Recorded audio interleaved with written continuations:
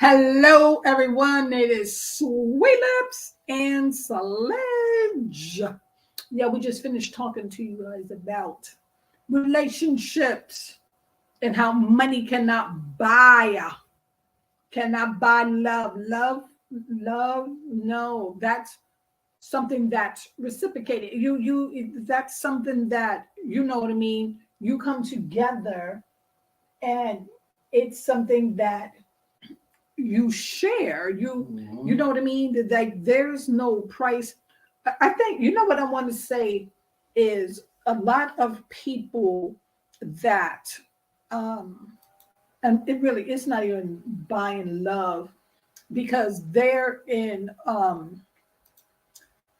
Hollywood. I think it's called yachting, where you pay these girls, these women, and I guess uh guys or whatever, the woman's paying them um to, I guess, do a service for a period of time. I guess that's when you just buying love. I don't know, but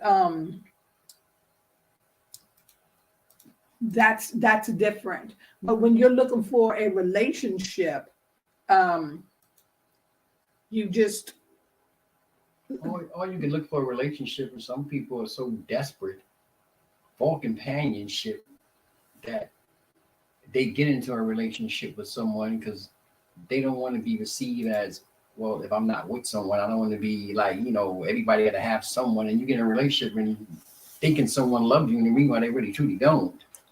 right, And you overlook that because you want to be with that person that bad because you want to be in a relationship that bad.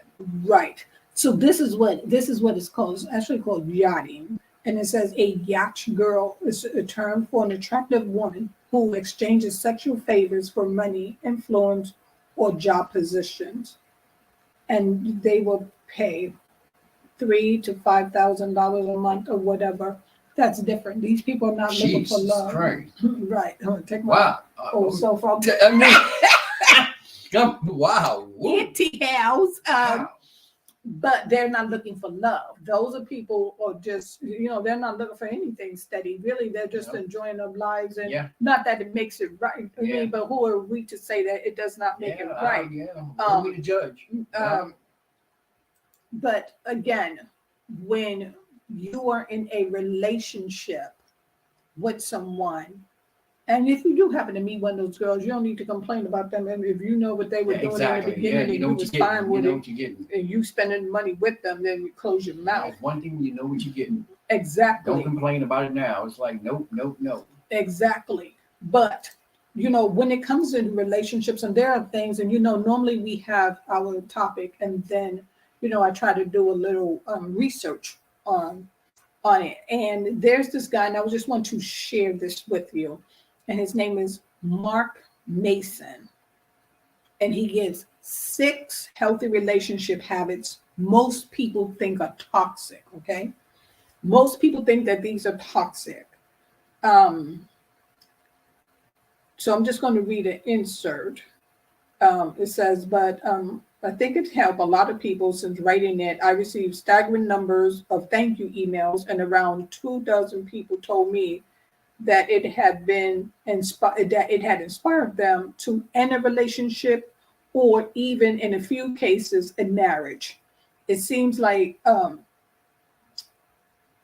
there are people that's accepting this here message that he has. And so let me just give you a couple of them. It says, letting some conflict go unresolved.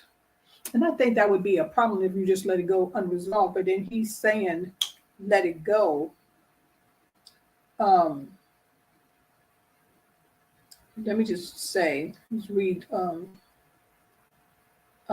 his thin slicing process boasted a staggering 91% success rate in predicting whether newlywed couples will divorce within 10 years, a staggeringly high result of any psychological research. Um, Gottman seminars are also reported a 50% higher success rate of saving troubled marriages than traditional marriage counseling, so he must have an idea about something. Mm. The idea that couples must communicate and resolve all of their problems is a myth, which makes sense. I Yeah. mean, because Yeah, you every can't solve battle is everything. not Yeah, a battle. You know yeah, what I mean? you're Just not the gonna ones solve that's the important ones. You're not going to solve everything. No way. I agree with that. It says in his research of thousands of happily married couples, some whom have been married for 40 plus years, he repeatedly found that most successful couples have persistent unresolved issues that they sometimes been fighting about for decades. Meanwhile, many of the unsuccessful couples insist on resolving every F word, everything, because they believe that they should never be a disagreement between them. Pretty soon, there was a void of relationship too. Yeah, I believe that you can Yeah, resolve yeah, and you every won't have single- disagreements. I mean, Right. yeah, you resolve the more important ones, yes, the ones that's important. Exactly. That's basically saying that you're looking for a perfect person. There ain't no perfect person. Ain't no perfect marriage, no perfect relationship. It's not gonna happen. Right. And this is what he says. Sometimes trying to resolve a conflict can create more problems than it fixes.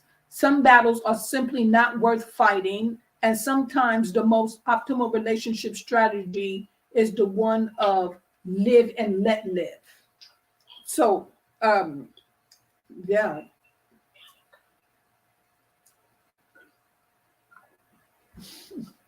She's just checking on us. I'll tell you that child of She mine. was like, gotta go.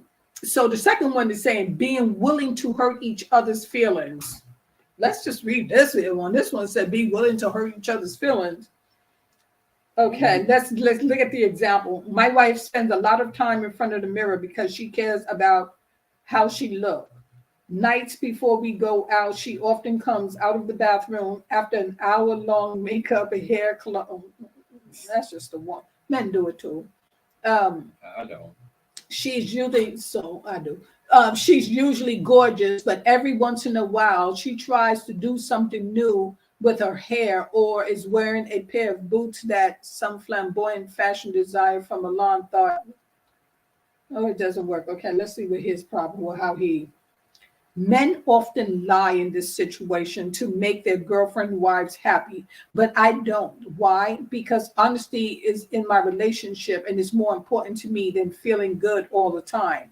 The last person I should ever have to censor myself with is the woman I love. I think that's true. You should not have to censor yourself. Well, but all depends. I mean, sometimes, man or woman, let me say that, or sister pledge, get on me. Sometimes they can't handle the truth. They take it personal. Yeah. And that's the thing when sometimes you just have to, okay, yeah, whatever. Or you overlook it because, they're going to take it personal. Right. It says when our highest priority is to always make ourselves feel good or to always make our partner feel good, then more often than not, nobody ends up feeling good and our relationship fall apart without us even knowing it. It is important to make something more important in your relationship than merely making each other feel good all the time. The feeling good, the sunset, and the puppies, they happen when you get the important stuff figured out, values, need, and trust. I think that's right. When you know what I mean? Yeah. Yeah, that sounds about right to me. If I feel smothered and want more time alone, I need to be capable of saying that without blaming her. And she needs to be capable of hearing it without blaming me. Exactly. Despite the unpleasant feeling it may cause. If she feels that I am cold and unresponsive to her, she needs to be capable of saying it without blaming me. And I need to be capable of hearing it without blaming her, despite the unpleasant feeling it may generate. And that's what you were saying earlier in the relationship. If you're trying to show somebody love and then they're not reciprocating it back, that just brings about a problem. So look at that point from those. Don't look at that. Don't run on sweet lips. Know what he's talking about. And the third one is being willing to end it. Ooh, okay, let's see what he says here. The truth is, our standards for what a successful relationship should be are pretty screwed up. If a relationship ends and someone's not dead, when we view it as a failure, regardless of the emotional or practical circumstances present in a person's life. And that's kind of insane. Right. Yeah. I mean, it's not a failure, it just didn't happen. Yeah, yeah. And you just have to move on. Let me say, sometimes the only thing that can make a relationship successful is ending it at the necessary time before it becomes too damaging. And the willingness to do that allows us to establish the necessary boundaries to help ourselves and our partners grow together. There you go. I agree. That's what you said. You know, Yeah. sometimes it's time to go. Sometimes it's time. It's time to go. It's time to get that broom, sweep it on out. Yeah. Boop, boop, boop. It's done. It's over. Finito. Because It's not honesty, over. I can always say when someone's honest with you, it can make things better because then you can improve on something. Exactly. I can improve if you're being honest with me. Evidently, you're telling me something because you want me to improve on something. Do you know what I mean? So I can improve on it. But to lie to me and mislead me, then that's not helping none. That's not going to help none at all. Right. The fourth one is feeling attraction for people outside the relationship. Now, child, we want to read about this because how you attracted to somebody outside of your relationship. Let's see what he say. What he say? Open your mouth. What you say? It happens. As much as we It like happens. to believe that we only have eyes for our partner, biologically says otherwise. Once we get past the honeymoon phase of the starry eyes, the novelty of our partner can wear off a bit, right? And unfortunately, human sexuality is partially wired around novelty. I get emails all the time from people in happy marriages, relationships who get blindsided by finding someone else attractive and they feel like horrible people because of it.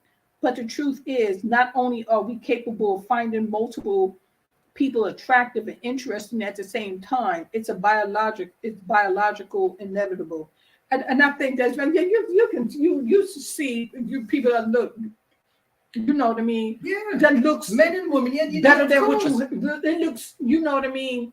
It looks better than what you have at home, but what makes it wrong is when you go pursue it outside of home. You can look all day. You know, I've seen a couple of nice looking hunks out there on You know basketball court, and see, football and that court. depends on the relationship too, because you Right. have someone that's uncomfortable, like you see all the time.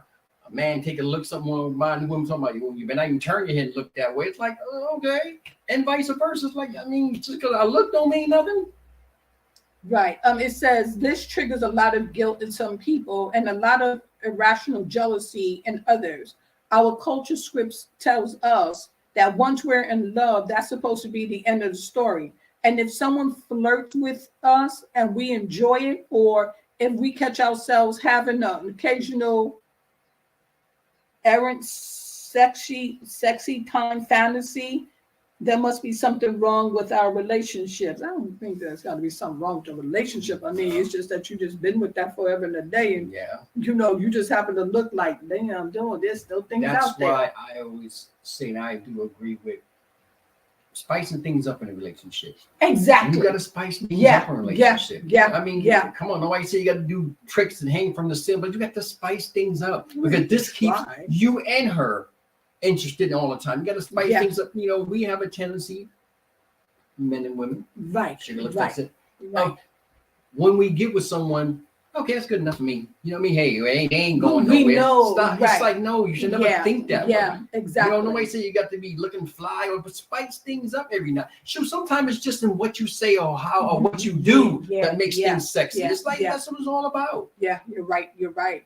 He says people who suppress these urges are often the ones who eventually succumb to them. Yeah. And suddenly find themselves screwing the secretary in the broom closet or Yeah. having no idea how they got there Yep. and come to deeply regret it about 22 seconds later. So there, Yep. I think that's right. I agree with him there. And while I appreciate the attention or even flirtation, the experience only strengthens my commitment, attractiveness, and everywhere. Real intimacy is not. So yeah, you know, yeah, sometimes you do. This right here to me is a big part, and this plays a big part to me in my marriage because I cannot be with someone and I feel like every second of the day they're sitting on my shoulders. Yeah. Spending time apart. That is a big yes for me. Yeah. Oh yeah, I have to. When we fall in love, we develop irrational beliefs and desires. One of these desires is to allow our lives to be consumed by the person with whom we're infatuated.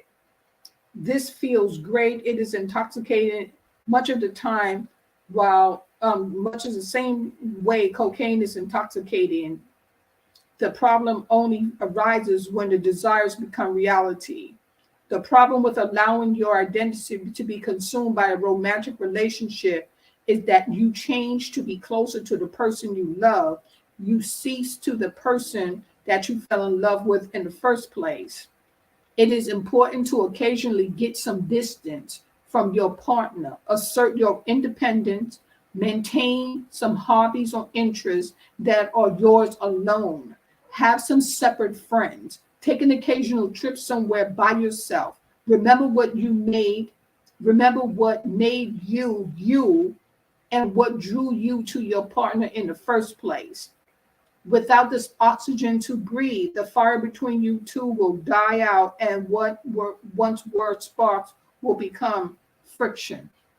So I believe in that. I believe that you have to have that time where you can just get away and you can just think, you can just be yourself. Like that alone time, that's very important. Yeah, that's very important. I cannot be with a person that will not give me and you know what Jerry and I had to come to an agreement. That's why, I always say, on certain days, like now, like, okay, you have your long time, then give my long time. And then, we come back together, then we kind of enjoy each other. But you just have to have that. Yeah, I agree. Well, that going together. Oh my goodness. Accepting your partner's flaws.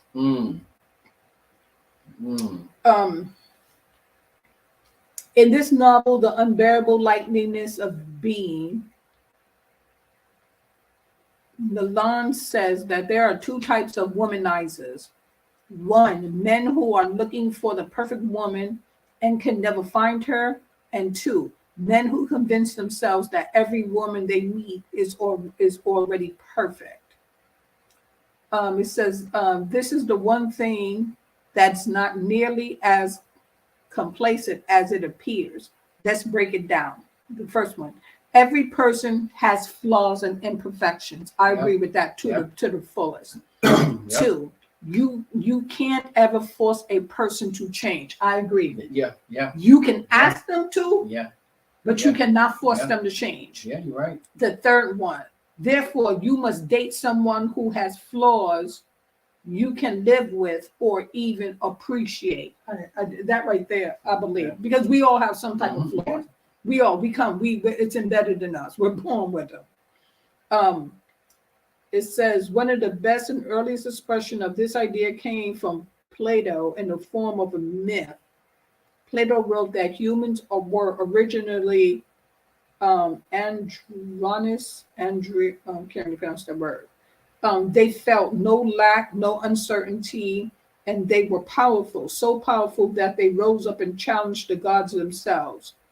This posed a problem for the gods. They didn't want to completely wipe out the human race as they had no one to rule over, but they also had to do something to humble and distract humanity. This is going on into Zeus, and I can't even get there. But I believe that, there are people who come with flaws because we're all born with flaws. And some of us, we never shake. We can never shake the flaws that, and really, I want to say the flaws that was, they're given to us. And that's the key about, I say that when people try to be perfect, you're not perfect. Try not to make any mistakes. You're going to make a mistake. It's part of life. No one is perfect. No one whatsoever. That's right. Well, if I don't do this is not. No one's perfect. And I agree with that little segment. He said that there comes a time where certain things you try to restrain from, it's going to happen anyway. It's Right. going to happen because you're busy trying to like, oh no, Exactly. I wouldn't. No, Exactly. this is what it is. That don't mean that it has to turn into something bad. You know what I mean? Exactly. It's like you're trying to be perfect when you're not. Exactly. Exactly. And then the sad part about it is when we get into a habit of pointing out somebody else's imperfections instead of working on our own. And when somebody bring it to us, now all of a sudden we don't understand what they're talking about and we mad. Sweet little thing in a minute. Ain't nothing perfect about me. Right. I got cracks everywhere. You know, my mind, you know what? I got cracks. Right. You know what I mean? It's like, nah, ain't nobody perfect. It's like, nah. That's why I don't even believe in that crap. Anybody tell me, oh no, because I would never. Yeah, okay, right, okay. You ain't God, so I ain't believe in that one. Exactly. Exactly. Well, guys, that was our take. That is our research on love and relationships. Okay. So it is, I dare say Gail. Yeah, it is Gail Melvin, Sister Sledge, and Sweet Lips coming to you, sharing this with you, hoping that you are getting something out of it. And Yes, we hope so. and We you hope know so. what? And thank you for And it's our the opinion. engagement. Our opinion. Right, right. We are We don't want y'all out there talking about, oh, sure, they talking about that ain't me. right. You go ahead and keep thinking that. Right. We already know our opinion, but ain't no one perfect. So keep trying to be perfect. So, And you know, all right, it's go funny ahead. when I looked at something else, it says, be honest about your own flaws and shortcomings. No, Yeah, we you on see? something. Yeah, you see, there you go. We on You something. know what I mean? I know my flaws and shortcomings. Yeah. And I know mine too. And don't you worry about them, no. Yeah. Sure, I ain't Hey, ashamed about look. none of them. This is who I am. You know what I mean? That's it. Right. Love can be a beautiful thing Yes. when you are open and honest to one another. Mhm. Love can be beautiful. You hear me? And don't be cheating on the love. Yeah, don't be cheating on the love. Let me tell you something. Equal. Yeah. Don't And if be you can't do it, then say so. No, if you can't do it, then accept the fact that you need to be by yourself. There you go. You need to be Yeah. by yourself. Okay. Don't Yeah. do not drag someone into your drama. That's the whole thing. If you have baggage, get rid of your baggage. Then you go into a fresh relationship because you already know from the past relationships what you need to work on. Yeah. Don't keep going from relationship to the relationship, failing, and act like you don't know why. Well, you don't know why because you never gave yourself time to learn yourself. Or you never even put that full. You tell someone you love them, you didn't put that full, gave them that where that they feel that you love them just as much. So you figure if you cheated them, you cheated yourself. And in the next relationship, you're going to do the same thing again anyway. You're going to wind up doing the same thing again. What my brother said. Yeah, What that's my not how I brother see said. it. I mean, come on. This is why this here segment of To the Point, let's talk about it. You have a woman's point of view and you have a man's point of view. Yes. Okay. So we're giving it to you from both sides. Yep. It's not a one-sided thing. Nope. It is coming from both sides. Thank you. Enjoy the rest of your day. We shall see you soon. And again, Love you. love is love and love does not cost. Okay. I mean, it costs once you get into too deep into it because you have to survive. Yeah. But You gonna lose some skin off initially, your back once you you into a cannot. relationship, Yeah, that's for sure. right. You can't buy love. You know what I mean? Unless you out there yachting.